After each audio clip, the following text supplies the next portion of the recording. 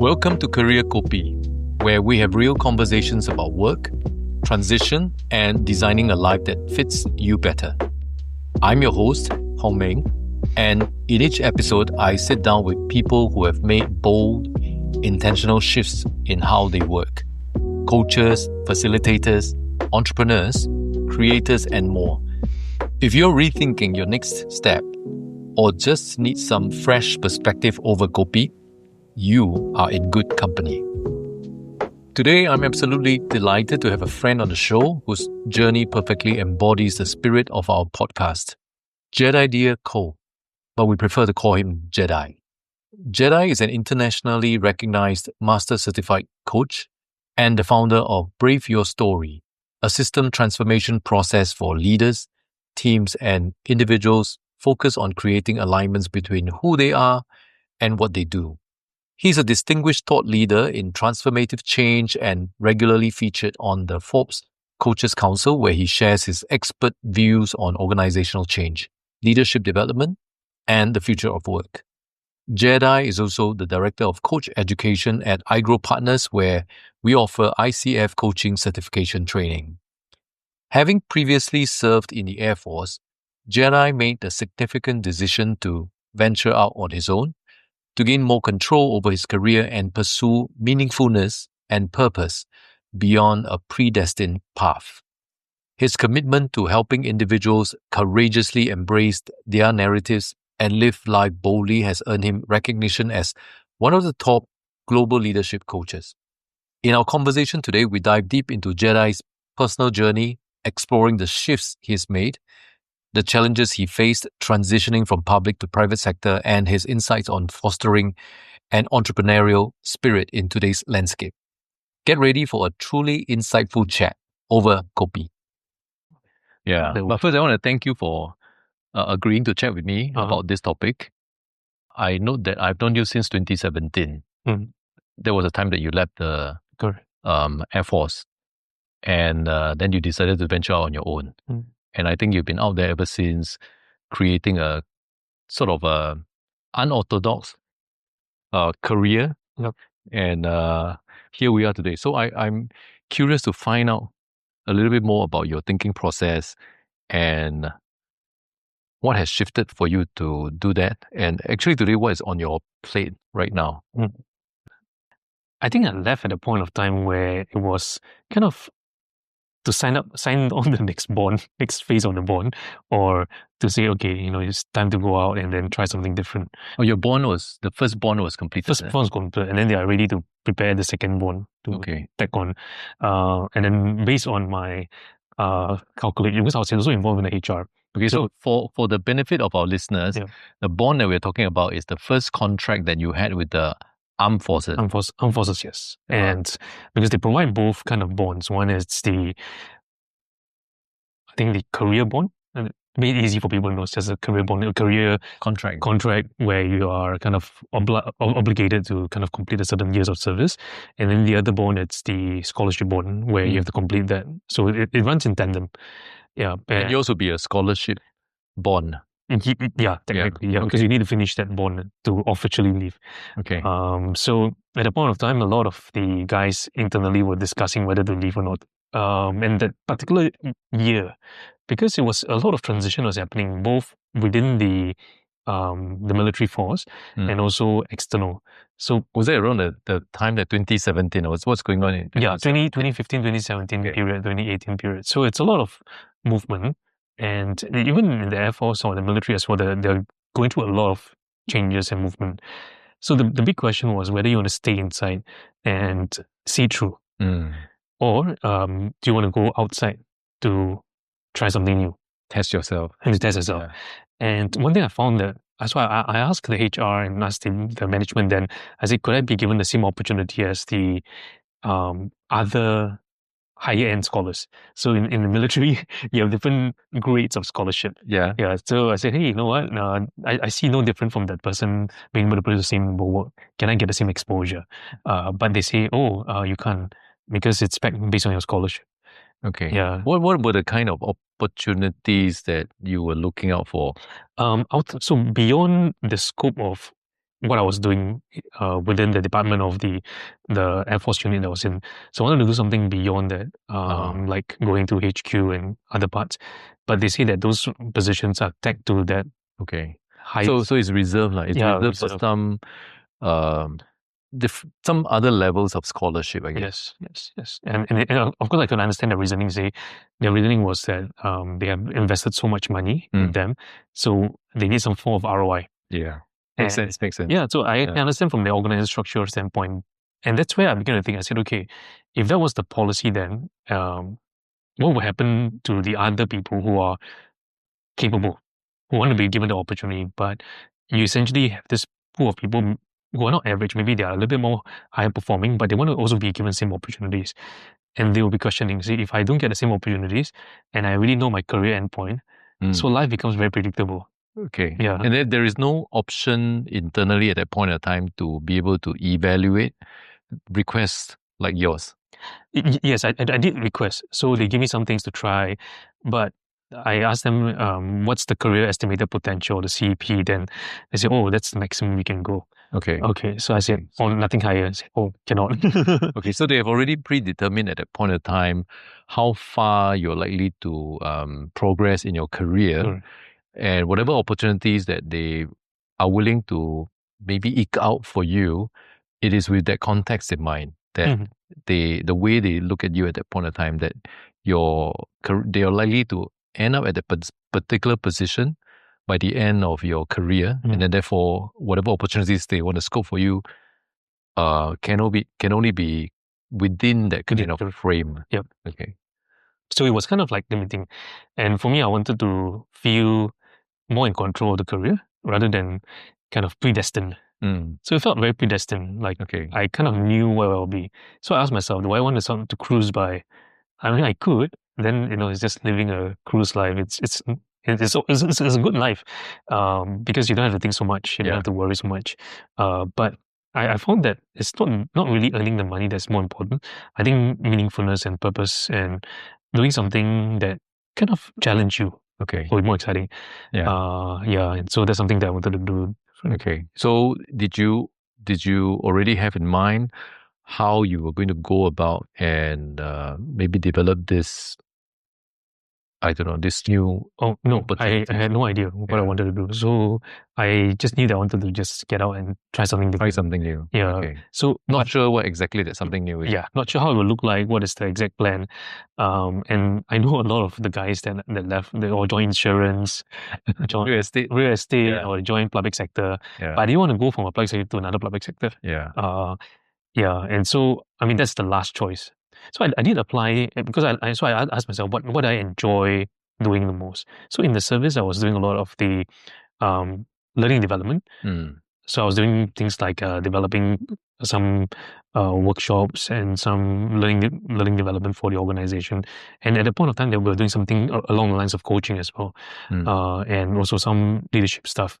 So I got the opportunity to kind of get involved in some of those design elements. So when you say get involved, did you, design-wise, I understand, but did you also have to deliver coaching and deliver the training? Small scale within the squadron. So you had a taste of it. Yeah, so you had a taste of it. So it's kind of something that I enjoy doing. And so you kind of see, oh, okay, it's kind of fun. You enjoy doing that kind of career, not career, like leadership development, learning development stuff. Because I found that one of the, I think maybe it's a job hazard. The first thing when you come to squadron is that the management will use a lot of vulgarities at you. And they will beat you. I remember last time my instructor used to beat me. And so today people say, oh, that's abusive. But I thought that was very important. At the point of time, I felt it was very stressful and I didn't like it. But I could understand at the later stage, once you mature a little bit more, why they do it. Because I realized that without that kind of, sometimes you feel tough love, or maybe sometimes you feel that it's not justified. You feel unfair. But sometimes when you meet the mission, right, you cannot say fair, not fair. You just got to do it. Yeah. And I think that thing was so good, so important. So when I see the next generation that come in, so easy, like nothing. Because I remember that when I first came to squadron, my first day at squadron, they said, go and get this done. But I don't know the building, no orientation. I don't know who and whatever. So how to get things done? I don't have a computer, so I didn't know what the OSNS was. A computer. I don't know. So it was like, okay, you went into a black box, and I thought that kind of training was quite a good thing, because it kind of helped you to be more resourceful, to go and find things for yourself. And I realized that as I go along the career, then I saw the next generation. What they missed out on was this building pieces of resourcefulness. That means it doesn't mean that boss may give you, you don't have, but you got to find it. And I realized the big gap was the learning development or the learning design. And that caught my attention a lot, about learning design. How do we create a learning experience beyond the textbook? Because I realized we love to put a lot of pointers, outcomes. Last time they used the word impetus. What's the impetus of this? So you get so hard on what's the impetus of everything. But then the design element and how you execute it was kind of missing. So to me, then what caught my interest was bringing the design or strategy into execution. So not just strategy separate from execution, but at the end, the last man on the ground must be able to see that strategy and maybe execute it. May not see the whole picture, but can understand where is it coming from, so that it makes sense. There's a certain sense of congruence. So you notice a certain gap, is it? I mean, from your personal experience, firstly, in that you were provided problems to be solved or challenges, and you have to stretch your own resourcefulness, your imagination, and creativity, as opposed to go and figure out how to get things done. And you found that to be immensely helpful, even though your superiors may be very tough on you in the process, versus maybe these days, the youngsters seem to have a lot less of that opportunity. And we seem to have not noticed that the conditions that we provided last time actually allow some of these learning to come out, so that we become more adaptable, resourceful, creative, I guess. And I think you can think of it as a more entrepreneurial spirit, where you try to move and get things, and then try to push things through. And I think that's something that's missing right now in this newer generation. Like during my last kind of cycle or last tour, right, I was not in my own unit. I was from the UAVs, but I was put to the helicopters, doing helicopter doctrines. Totally different from what I did. So in my mind, I was thinking, okay, maybe I go to the helicopter side to do UAV doctrines. But it turned out I was writing doctrines for helicopters, which I have no knowledge of. But I thought it was quite exciting, because it's something new. And I think then I realized, I like something new, challenging. And I didn't know anybody there. And it was a tri-service thing. So I need to build friends with Army, Navy, and stuff. And so that's how I got to know Alan, because he was on the other side. He was working with the helicopter folks. He's from the artillery. He's artillery. So he did work helicopter. So then several conferences we were there together. So and I thought that was quite exciting, because now I saw a side of the military that I was just so stymied into one small little box where you can get out. And then, because at the point of time I was saying, okay, how do I write the doctrine? So I asked people around, they do not know. So you got to. So I then realized, okay, sometimes you don't have anything. You just got to dream it. Then you just talk to them and say, I have this idea. Can you use your imagination? You start with your imagination. And then of course I cross-reference with some of the other militaries around the world to figure out what makes sense. And then I realized, this is a good opportunity, because nobody knew what to do. And it's just like the black box. And did that kind of like fuel your interest in learning experience, creating learning experience for people? It's sort of like creating new experience for people, and also writing the experience in a way that others who may not be using the same learning style as you can understand. Because I realized that, one of the things we love to do is we have a lot of doctrines for a lot of things, manuals for a lot of things. And I love the manuals, but sometimes the manuals, nobody know that they exist. Or it's so hard to find, or it doesn't have the proper guidance. And I realized that's a missing gap. So when you finally decided to make that change to transit out of the military service and venture out on your own, how did it feel? What was it like for you? It was kind of, I would say, unknown, like scary. How did you feel? I felt maybe anxious, nervous. and you have like this maybe drive to kind of make it succeed. Because you have another side of people, maybe the voices, they're not saying it outward, but there's another voice that say, oh, why you want to leave? This is TF1, Yeah. you don't have to Yeah. worry. Iron rice bowl, very stable. Yeah, very stable. Yeah. Why you want to leave? And if you leave, you cannot make money, you will lose money. So in the initial period when you got out, there was a relief because finally I'm not bounded. Yeah. Yeah, I could do whatever I want outside. But then the reality comes in and say, okay, what am I gonna do? So most people who transit out, they have secured a job, but I didn't secure anything. I just thought I want to try something.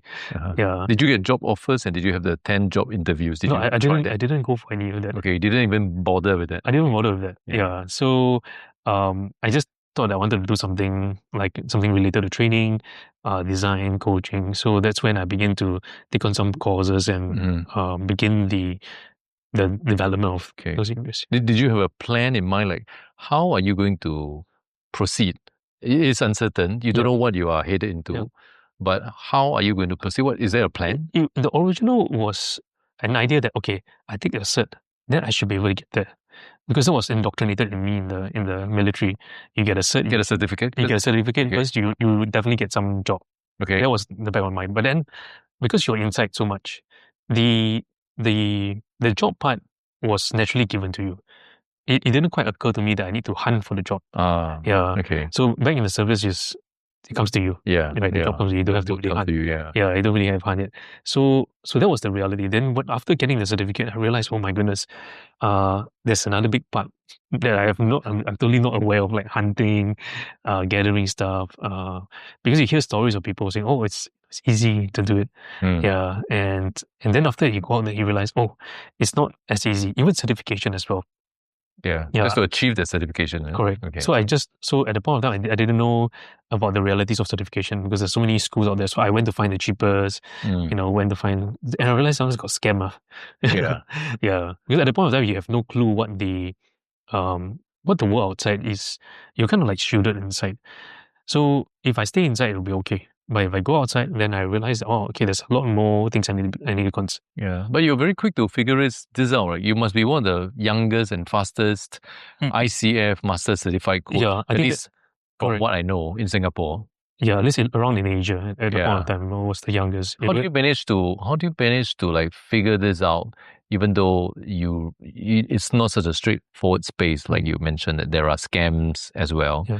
How do you figure out so quickly what was important, what is not important, and how do you manage this? That's a good question because it started with the military training. So you kind of have like, you need to have like some foresight to kind of plan all the contingency planning. So I've got A, B, C, D, E, F, G. So I wasn't, one side I don't want to have like a very solid plan. Because if I have a solid plan, I'll be going back to the same thing, which is, okay, now I'm going to apply for this. Yeah. So once I have a too solid plan, if it will feel like being in the military or being in public service where I know where I'll be. So what did you have? Did you have a broader strategy? Yeah, just a rough plan, like a rough idea. So I get this range of certificates and then try to build up that awareness of the services that I can offer and talk to people around the industry. So that was just a general plan, general idea. And did everything happen according to plan for you, or did you have to take any detours? I took multiple detours. And U-turns. Yeah, multiple detours, multiple U-turns, multiple up, down, left, right. Roller coaster. I'll say roller coaster. Roller coaster, okay. Yeah. Because at the point of time, I say, wow, okay, I had no network. So I definitely cannot rely on anybody outside because there's no network of friends who you can tap on outside. And most people were chasing you for, oh, come join me for insurance. That was a very common thing. Insurance, MLM was very, very kind of prevalent at the time. And then I was thinking, okay, I didn't want to just do insurance. I know a lot of people do it, which is okay. But I didn't want to be, like if I know a friend, then my secondary thing that I'm trying to do is to get him to buy my insurance. Yeah, it just doesn't feel very nice. Yeah. So I thought, but not. Not to throw cold water on insurance industry as well, because it has worked very well for some people. Yeah, it worked very well for some people. But I think what I realized, whether it's insurance or MLM, they're all great industries. And I think that those are, whatever career you choose is all good. But the scam part comes is we don't have a full picture of conscious choice. So I know when people make certain choices, they may not understand the fullness of the full picture. So just like when I step out into the workforce outside, I thought it's just get cert, the people will come. But I didn't realize there's a whole other things that there. So same thing. So I would say my career choice is similar, like becoming an insurance agent. I gotta get a cert first. Then I gotta find a client. Same one. So everybody's the same. So up in the outside world, it's I need to find that clientele or that business that's out there. So whether you call it insurance or network marketing or direct sales, or even opening a bubble tea shop or anything, in the outside world, it's basically you have this set of skills. How do you find the people, right? So I found that was the biggest gap in the moving from public sector to private sector. How long did it take for you to make that realization? I'm assuming that you have already figured out that direction to go ahead and get certification. So you're on track to go get your certification. How long did it take you to realize that you need also to be able to find the customers for your skill after you get your certification? I would say in the initial few months. Okay, that's quite quick also. Yeah, in the initial few months, then I realized, oh, okay, I studied already. Okay, so what's next? The customers are not showing up. Yeah, the course say, oh, you easily can get don't know how many customers. Then my peers beside me, wow, I got so many customers. Then I was like, how come they got suddenly so many? They say, oh, because your mindset is not right. Okay. So I attend those mindset course, jump, everybody jump. Okay. And then after that, they say, oh, you get the right mindset, the customers come, but nobody came. So you went to attend training to adjust your mindset as well? Yeah, because that was what they say, oh, you're missing that mindset, missing that, whatever they call it, that performance state and stuff. So I tried whatever I could resolve to kind of address that gap. But I realized that it was not working as well. Right? So, and then I asked myself, why some people are able to get so many, things moving, and others are not. Then I realized in a huge certification course, maybe 10% or less than 10% automatically will get some recurring people. The rest is more rare to get a certification, and then after that to have customers coming in. Correct. It's very rare. It's more rare. Yeah, and then most of the people who come is they have no clue. Okay. Yeah, so then I realized, okay, there's a big gap there, right? From the place of certification, navigation, orientation, and then taking some action. So you reminded me of some of the lessons that I learned in the military, like UDA. UDA, what does UDA stand for? So you observe, then orientate. So I observe, okay, this is what's happening on ground. Then I realized that, okay, I think I fall in the 90% of our people where we are lost, we got a certificate. Then I'm going to decide, what do I want to do? Do I go back to the workforce? Do I go back to the, let's say, sign up for, apply for some jobs? Or do I take some action? Then I realized, okay, maybe I should apply for some job. So I applied for some of those teaching jobs with my certificate. Then I attach a lot of the military certificate, or all these don't count. So then I say, I waste all my time, collecting all this doesn't count. So I applied to be a teacher at the IT. I wanted to apply for the universities, but they say because you don't have a postgraduate cert, so you cannot. So then I enjoy the polytechnics as well. So they did kind of like approve my they did offer me to join IT to be one of the lecturers. And they said, but I got all this experience. Can I just jump the level? They say, oh, no, you will start from zero. Then I was like thinking, I'll start from zero. Then I'm going to start with the 19-year-old, 20-year-old, no? Oh. Yeah, that means it's like a brand new teacher. Yeah, like a brand new teacher. But I told them I've been, at least outside of the military, I've been teaching voluntarily outside there for many years before that. So I said it's not zero, and then plus I got the certificates. To kind of back.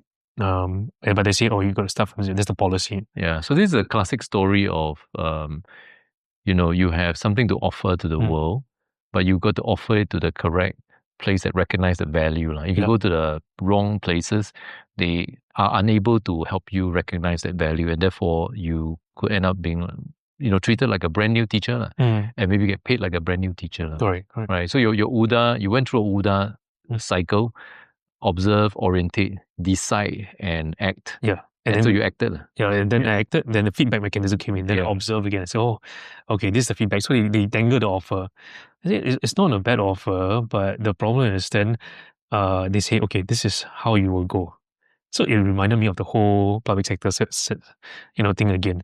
So back to the ladder. Back to the ladder. It's really predictable. They say, oh, here you can work at 60, 70, until you die, no problem. Okay. So I can see the stability in that. You just work there, it's just okay. But then there's no excitement. The leave system is very good. So, but then I asked myself, okay, then I asked them, I say, could I do some CCA outside, like write books and then do other things that I have interest in? They say no. Oh, okay. Yeah, you cannot do anything outside. Then I say, but I only work until 5 o'clock, why can't I do anything outside? Then I said, tuition cannot. I say cannot. Then I said, why other teachers can do tuition? They say, oh, that's they never declare. So there are something illegal. They rather not know. Yeah, they rather not know. So, then I say after 5, if I'm not doing anything that is kind of like related to this, why is it not permissible? Then that kind of caught me. I say, do I want to get stuck in one where I'm forced to be retrenched from one and not get a chance to do other areas? Yeah. So then that kind of gave me the idea, say, okay, maybe I want to try something. Can do a little bit of teaching, can do a little design, can do a little bit of other things that may interest you. But it looks like a space that you will probably have to design yourself. I mean, this kind of a work portfolio is something that a traditional school system like the ITE or Poly or maybe even university, they simply cannot offer to you. Correct. Such a big canvas for you to really be creative and flourish. Right? Yep. So I guess that's where choosing the right school matters. Like I was offered all 3 unis in Singapore, but at first I was very interested in journalism because I like writing, I like doing stuff. Then I went into the school. Then I was very sad because I was offered the Wiki School of Communications. Okay. And I What makes you sad? So they said, okay, submit all your portfolio, but I had none. So I just went in there, just submit, and then I got accepted. Okay. Yeah, so I wanted to be a news broadcaster or a radio DJ and stuff, and I thought, okay, maybe that can be quite exciting. All these are new ideas after you left the service, is it? Like along the way. Yeah, but it's all outside the service after leaving the SAF. Yeah, and while in the SAF as well. So I was thinking all these are different options. Why is being entrepreneurial even important today? This is very important for the new era or new landscape of the workplace. Increasingly, when I mention entrepreneur, it doesn't mean that you have to start a business. But entrepreneurial spirit means that you can find the resources, or you become resourceful. You can find the resources. You can recognize the gaps. You can recognize what are some of the things. So you have some form of certain level of intelligence. And if you think from the military lens, you basically have your S1 to S5, S6 all within you, that perspective. And so in that sense, when you go out in the marketplace, you're not dependent on whatever people are telling you. You can do your own intelligence and make an assessment, even when it's wrong, but you're willing to try. And that's where I learned from some of the Malaysian friends that I made along the way. It's like they don't make as much as Singapore, but they got 3, 4, 5 jobs. Yeah, and I always remember one of my friends, he's running this job. Then I said, next moment he tell me, oh, I'm also doing printing. You need printing? I can help print. Then I said, oh, okay. Then next moment he tell, oh, you need ice cream? Not? I have an ice cream shop. Yeah, so I was like, oh, it's so interesting. Yeah, so I said, wow, you must be making a lot of money. He said, no, ice cream shop $5,000 only. Then maybe once a month I make $100. Yeah, but to them, they are willing to try different things. Yeah, and so then when I saw that, I said, wow, and why is it important for this, especially for this economic landscape? Because we're moving into an era where a lot of the roles are being taken over by technology, AI, and now got agentic AI as well. So they're kind of predicting what you're going to do, which means that our role as human beings, as a lot of the classical roles are going to be replaced. And one of the other areas that's going to be harder to replace is logistics and shipping, because large part of the world goods are still being ship-route.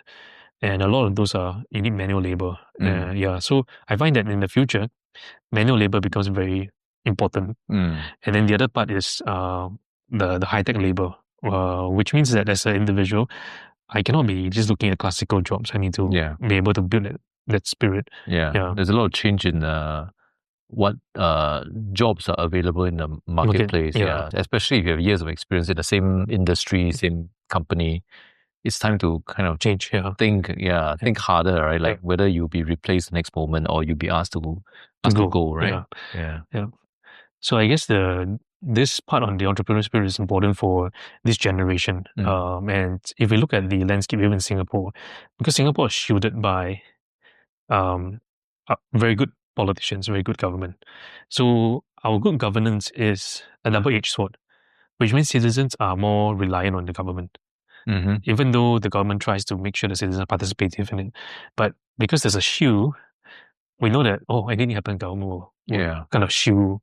So you don't really face the wilderness of the wolves that's out there. Okay, so there's a flip side to having or living in a country where we are so well taken care of by the government. Everything works. It's very safe here, but at the same time, the conditions are so favorable that individuals would not try anything different from whatever is seen as the winning formula, whatever winning formula there is. Right? People wouldn't want to change it. Yeah, they wouldn't want to kind of rock the boat. And I think this is the same as history. That's why I always encourage learners and leaders to read a lot. Not just reading personal development, read geography, history. Like history will tell us the Romans had one of the greatest things. Egyptians had one of the greatest things. The Ottoman Empire as well. But once they reached a certain peak of prosperity, almost all civilizations die off. And then we realize, because the people got complacent. Yeah, and people got very comfortable.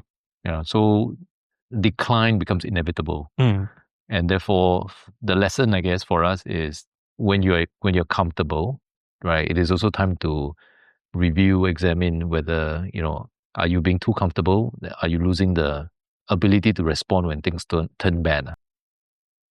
How would you evaluate your results after being out for how many years now? 8 years? 8 years. It's about 8 years, right? After being out for 8 years and pursuing your own plan, how would you evaluate your success? I would say 50-50. Because as someone who maybe I always like to pursue more, like a better version. So even if it reaches a certain success point, I would think that I want to try to push a little bit more further.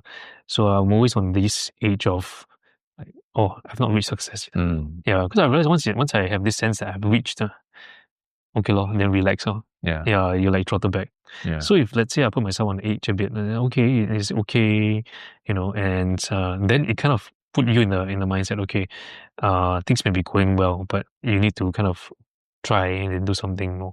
Yeah. So at this point in time, what would you or what are you working on? What are you working on and trying to make some success out of? I think for now it's a lot of the solidification of the partnership with different partners around the world. Because I realized that one of the things that needs to happen is we need to have like an octopus leg across Asia. Because if one economy collapses, then you can have partners that you can pull along to the other economies, and then vice versa. So in an economy where you need to have like a lot of collaboration, a lot of helping each other, I think finding the right-minded people are important, so that they're not just eating off you or eating off them, but that all parties can see ways to try to improve each other, to help each other to move beyond market spaces. So now I'm heavily investing a lot of time in building a lot of relationships outside around ASEAN, around Asia. Sometimes there's no returns, but it's just building relationships. You are building bridges to the future. Correct. And exploring possibilities, right? Yeah. So bringing coaching, bringing leadership, bringing design work to all the different countries. Recently, I flew to Bangkok to meet one of my old friends there. So then he recommended me to this 5-star hotel managing director. And then I thought, okay, now I'm obligated in my next round to come back. I must go and stay in this hotel. Okay. Yeah. So it was an investment. But I think it was like most people would not do something like that.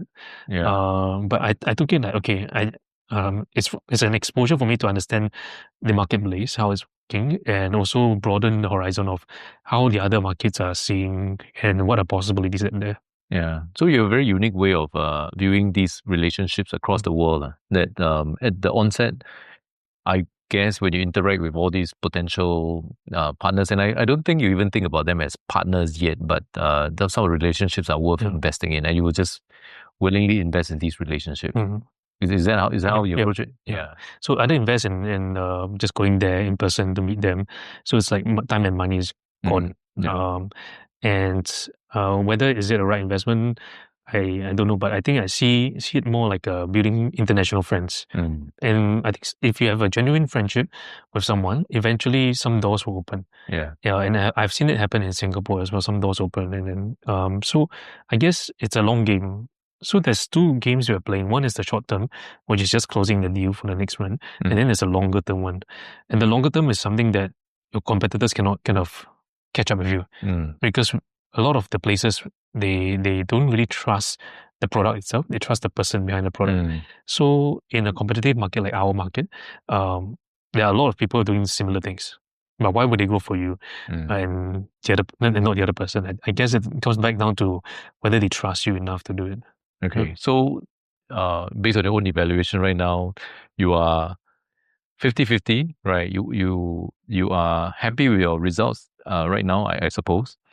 And but paying attention to still the long-term bridge building relationships with people across the various countries. So you do have your tentacles in different markets at the moment, right? Yeah, to try. To try. Yeah. What advice would you give someone like yourself who have perhaps, I mean, yourself, you finished one contract and decided to leave, but there are also many others who have perhaps finished two contracts and maybe finished an entire career with the uniform services, and this could be military or even the police and all that.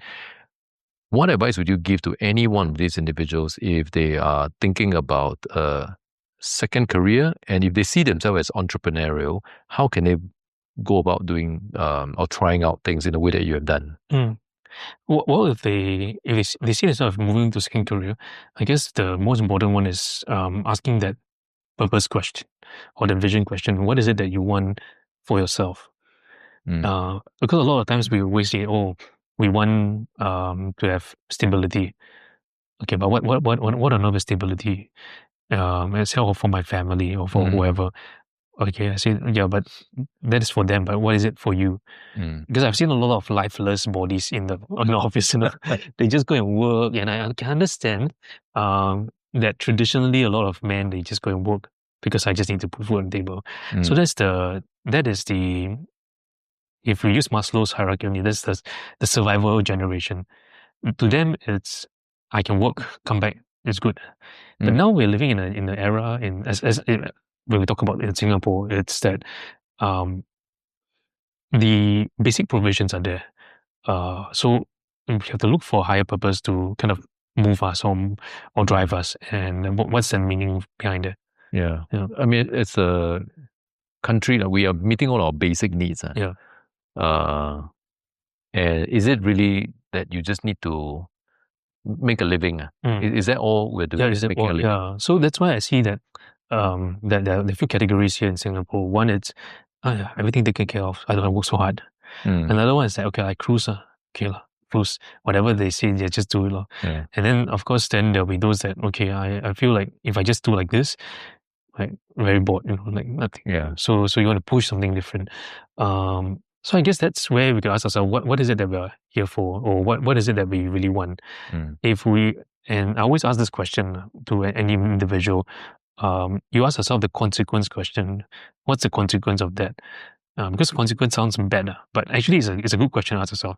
Like, what's the consequence of staying on? Oh, consequence of staying on means I'm bored, jaded, I may not be happy with my colleagues. Is it okay for you? Can you accept that? Then the trade-off is, okay, I get a stable source of income. Okay, I live with it. Yeah. But you accept that? I accept that. So I must live with the consequence of it. And then the consequence of going out is that, okay, maybe I get to choose my boss. Yeah. But there's no kind of stability in any finances, because you may be able to make money this month, but next month you don't know what happened. So will you be okay? That's the consequence of it. So then if we think about it this way, then we can make not say the right choice, but the best choice for that period.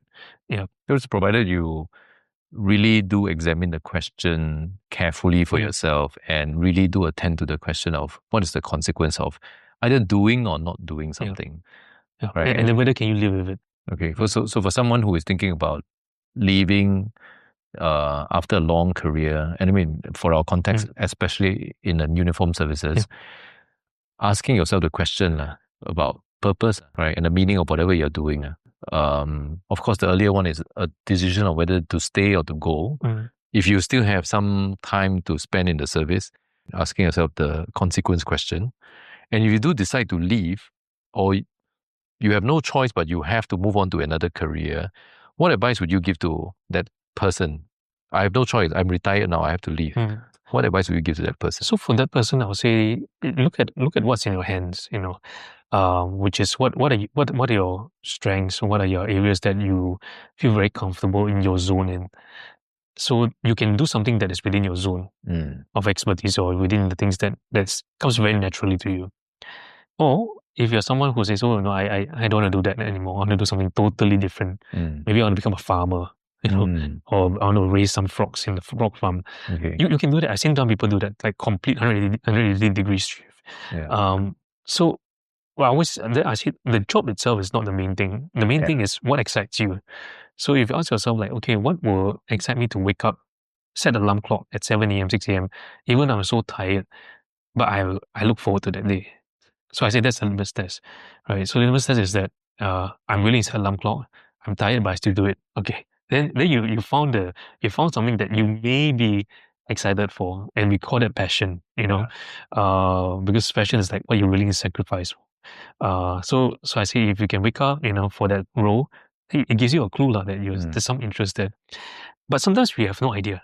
So that's when I said maybe perhaps you might want to take 1 month, or 2 months or 3 months, go and explore the world. Go for working holidays. Go and maybe Try something new. Go this month. Be a tour guide. I mean, there's nothing for you to lose, So I say at 50, maybe you'll have grown up kids, maybe or maybe you're single. There's really nothing for you to lose. Go out there, try anything. Yeah. There is a book I've come across by Herminia Ibarra called Working Identity. So her idea is that actually for many people, it's very hard to land on what is passion or even what you're good at. The thing to do is go try it out, experiment. Do experiments, do lots of experiments. And maybe even for someone who has finished one complete career with the military, I think we should not hold ourselves back from trying and making experiments and then, seeing what works. Right. Yeah. And I think the key thing is to just try. And that's a little bit of design thinking as well, like you have to try. You may not know what the outcome is. Yeah. Yeah, because sometimes I think what we're paralyzed with is I need to know the outcome. Yeah. But sometimes I say, if you know the outcome already, then it's predictable. Yeah. Yeah. But sometimes if you give yourself the chance to just go and be curious and try, you may find something that you never knew was maybe something, a strength, a hidden strength. Yeah. Or you may never knew that, that could be an interest that you want to develop. Yeah. And also, if you act, you have the basis for adjusting. So you wouldn't learn until you act, and then you can change and adjust and improve. Much like this podcast as well. Yeah. I dragged my feet for the longest time, but the only way I can actually get better at this is if I start and try. So I remember when you asked me, I said, hey, okay, I find the earliest time I can kickstart with you. Thank you very much. Yeah, thank you very much for agreeing to come to help me improve this podcast and this format. I appreciate it very much. Today, where can people find you? They can find me online. Online, social media, or maybe LinkedIn, or my website, Jedidiah.Coach. That's also something I think about. Like at that point in time, I got so many different brands. Where can I just throw all my ideas or crazy ideas or photos? So I just say, okay, maybe I just create my website. So I just put Jedidiah.Coach. Because I can find a domain name .coach. Okay. So today, if people go Jedi.coach, they can find you. They can find me. Yeah. Yeah. Or I also have a podcast called The Coach Within. The Coach Within podcast. It's on, there's there's English version and Mandarin version. Because I realized that, just like you, I said, okay, you need to try something. So I also don't know how it would turn out. I just go and try. Just try to do. And I thought that, okay, I want to just speak to individuals who may want to have like their own internal coach to help themselves. Yeah. This podcast was designed for people who have spent a long time already in a particular vocation. And most of these folks tend to be in the uniform services. And then after that, move on to a second career. So that's my premise for this podcast. And I hope that the listeners find this useful. Anyway, thank you very much for spending the time to chat with me. Thank you for having me. And for those of you listening back, maybe a few years later, you find that one of my favorite podcasts are always listening to episode 1 or whichever, because it's like the small beginnings. Yeah. You don't know how you'll evolve, but at least, you got a chance to witness that evolution. Yeah. All right. Thank you very much. Thank you. Thanks for tuning in to Career Kopi. If something resonated with you, subscribe, share it with a friend, or drop me a message. Until next time, keep learning, keep evolving, and remember, your career is yours to design.